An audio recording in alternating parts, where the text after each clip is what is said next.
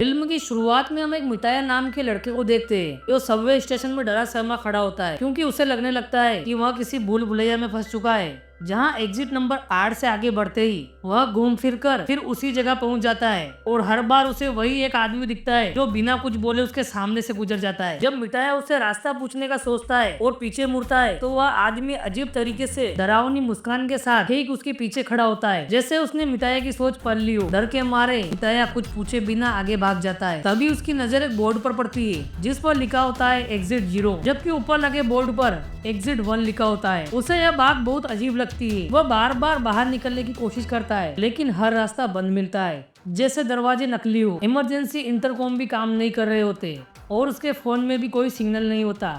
थक कर वह वही खड़ा हो जाता है। तभी उसकी नजर दीवार पर लगी एक तस्वीर पड़ जाती है जिसमें चींटियां एक अजीब से लूप में फंसी होती है बिना किसी मंजिल के, ठीक मिताया की तरह। तभी अचानक एग्जिट 8 के बोर्ड से खून टपकने लगता है। डर के मारे वह आगे की जगह पीछे की तरफ भागता है और चौंकाने वाली बात यह होती है कि अब एग्जिट 0 वाला बोर्ड बदलकर एग्जिट 1 हो जाता है। वहीं उसे कुछ नियम लिखे हुए मिलते हैं, अगर कुछ भी बदला हुआ या असामान्य दिखे तो तुरंत पीछे की तरफ भागो और अगर कुछ भी बदला हुआ न दिखे तो एग्जिट 8 की तरफ बढ़ते रहो। मिताया समझ जाता है कि खून टपकना असामान्य था और इसी वजह से वह लेवल 1 तक पहुंच गया। लेकिन जब वह बिना कोई बदलाव देखे आगे बढ़ता है तो फिर से एग्जिट 0 पर पहुंच जाता है। तब उसे एहसास होता है कि यह जगह बिल्कुल एक गेम की तरह है, एक गलती गेम ओवर। और अब वह अपने मोबाइल से हर छोटी बड़ी चीज की फोटो लेने लगता है ताकि बदलाव पकड़ सके, यहाँ तक कि उस सूट बूट वाले आदमी की भी। इस बार कोई बदलाव नहीं होता और वह लेवल 1 पार कर लेता है। लेकिन लेवल 2 में उसके मोबाइल की सारी तस्वीरें ब्लर हो जाती है। तब वह समझ जाता है कि अब सिर्फ अपने दिमाग का इस्तेमाल करना होगा। सूट बूट वाला आदमी चलता हुआ नहीं दिखता, लेकिन जब भी मिताया पीछे देखता है वो ठीक उसके पीछे खड़ा होता है। फिर एग्जिट 2 दिखता है और वह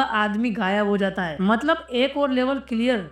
आगे उसे एक लॉकर से एक बच्चे के रोने की आवाज आती है। लॉकर खोलते ही कुछ ऐसा दिखता है जो हमें नहीं दिखाया जाता। डर के मारे वह पीछे भागता है और एग्जिट 3 आ जाता है। बाद में वह देखता है कि दीवारों पर लगी तस्वीरों के लोग अपनी आंखें घुमा घुमा कर उसे देख रहे हैं। वह फिर पीछे भागता है और एग्जिट 4 क्लियर हो जाता है। तभी उसके फोन पर उसकी एक्स गर्लफ्रेंड की कॉल आती है जो पहले से ही असामान्य थी क्योंकि वहाँ कोई सिग्नल था ही नहीं। उसे पता चलता है कि वह पिता बनने वाला है और फैसला उसी पर छोड़ा गया है। लेकिन मिताया कंफ्यूज होकर कॉल कट कर देता है और यही से उसकी सबसे बड़ी गलती होती है। एग्जिट 4 से एग्जिट 0 बन जाता है। पूरी मेहनत बर्बाद हो जाती है।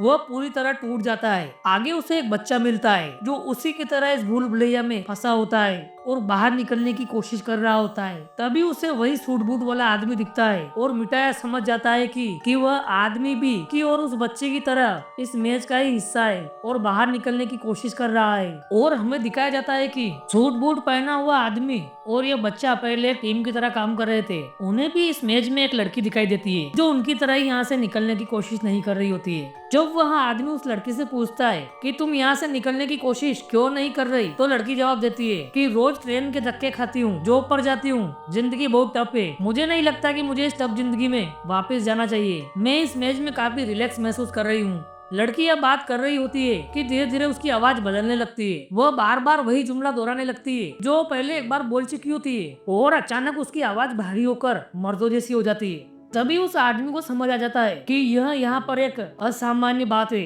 और वह बच्चे का हाथ पकड़कर फौरन एग्जिट बोर्ड की तरफ पीछे भागता है।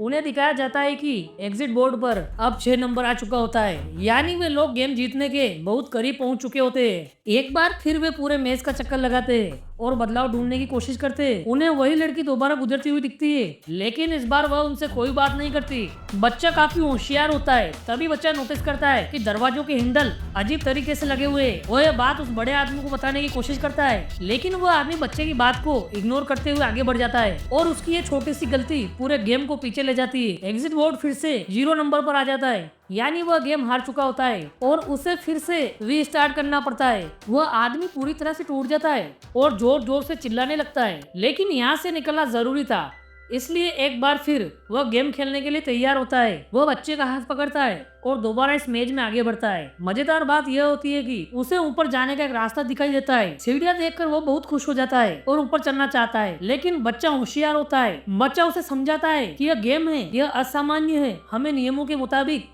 पीछे की तरफ मुड़ना चाहिए, लेकिन वह आदमी बच्चे की बात नहीं सुनता और सीढ़ियां चढ़ जाता है, जिसकी वजह से वह हमेशा के लिए उसी मेज में फंस जाता है। बच्चा एग्जिट बोर्ड की तरफ जाता है और देखता है कि अब वह आदमी वापस नहीं आने वाला। बच्चा समझ जाता है कि वह आदमी हमेशा उन सीढ़ियों में ही फंसा रहेगा। इसके बाद कहानी मिठाया की तरफ शिफ्ट होती है, जहां वह उस बच्चे से मिलता है। मिठाया समझ जाता है कि यह बच्चा और वह आदमी पहले एक टीम की तरह खेल रहे थे, लेकिन अब बच्चा अकेला रह गया है। मिठाया को बच्चे के लिए बुरा लगता है और वो उसका साथी बन जाता है। जल्द ही मिठाया को एहसास हो जाता है कि यह बच्चा बहुत ही होशियार है और छोटे से छोटे बदलाव को भी आसानी से पकड़ लेता है। बच्चे की स्किल्स का इस्तेमाल करते हुए ये लोग जल्दी पहला और फिर दूसरा लेवल पार कर लेते हैं। दूसरा लेवल पार करते समय मेज की लाइटें अचानक फ्लिकर करने लगती है। बच्चों के रोने की आवाज और चूहों की अजीब आवाजें चारों तरफ गूंजने लगती है। मिठाया फोन की लाइट ऑन करता है और उसे वही आदमी अजीब हालत में खड़ा दिखता है। डर के मारे मिठाया बच्चे का हाथ पकड़कर पीछे भागता है और उसे पता चलता है कि उसने एक और लेवल पार कर लिया है। आधी गेम जीतने के बाद भी मिठाया को खुशी नहीं होती, क्योंकि उसे बच्चे की टेंशन होने लगती है। वह अपनी माँ से दूर था। मिठाया को उस पर तरस आता है और वह उसका हाथ मजबूती से पकड़ लेता है। वो खुद से वादा करता है कि वह इस बच्चे को उसकी माँ तक जरूर पहुँचाएगा।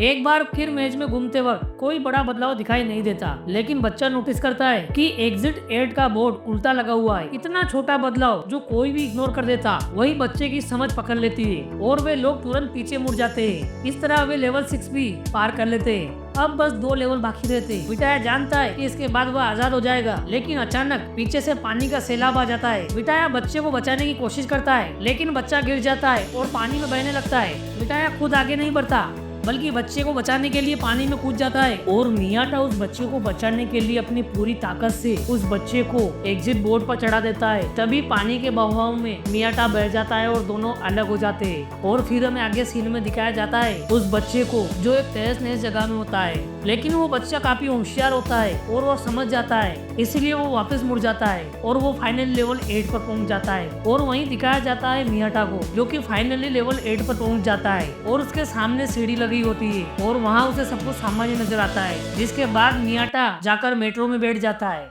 लेकिन थोड़ी देर बाद में मियाटा को कुछ अजीब महसूस होने लगता है। उसे वहाँ के सारे लोग अजीब लगते हैं। तभी मियाटा को समझ आता है कि उसने लेवल 7 तो पार ही नहीं किया, बल्कि लेवल 6 के बाद में वो डायरेक्ट लेवल 8 पर पहुंच गया था। जिसके बाद मियाटा वापस उसी लूप में फंस जाता है और उसी के साथ ये मूवी समाप्त होती है और हमें नहीं दिखाया गया है कि मियाटा वहाँ से बचा या उसी लूप